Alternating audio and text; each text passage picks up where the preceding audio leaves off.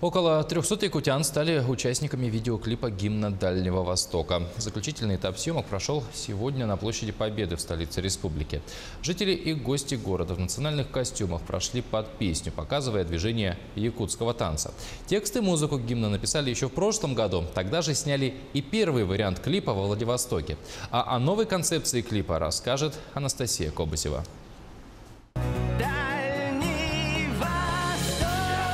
Почти 8 минут длится гимн Дальнего Востока. Представители каждого региона в песне рассказывают об особенностях своего края. Якутия об алмазах, холодах и теплоте души народа.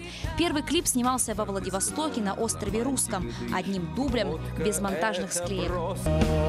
Якутия – это алмазы, это вечная мерзлота. Но от сердец здесь живущих людей такая идет теплота. В этом году организаторы изменили концепцию. Теперь каждый регион снимает часть видеоклипа у себя дома, чтобы более полно представить свой край. Сценарий клипа нам заранее отправили с Приморского края, и мы работаем точно по этому сценарию. И мы, чтобы показать летом вечную мерзлоту, съездили в Булус, а также Турук-Хая, тоже наша красивая священная местность, а также мы сняли на этой площади и смотровая площадка города Якутска. Там работала режиссер Самурской области, которые организаторы этого Восточного экономического форума культурной программы.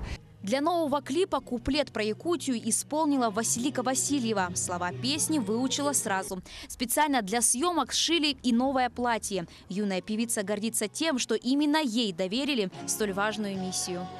Мне эта песня очень нравится, потому что это рассказывает про нашу большую Якутию, какая она красивая, какая она большая. Ты с удовольствием ее поешь? Да, с удовольствием. На площади Победы состоялась массовая съемка. Колонна людей во главе с исполнительницей в национальных костюмах прошла под гимн, выполняя движение якутского танца. Каждый регион должен показать свой танец, свой национальный танец, который они с Владивостока нам сказали, что у вас танец узоры есть и танец осохой.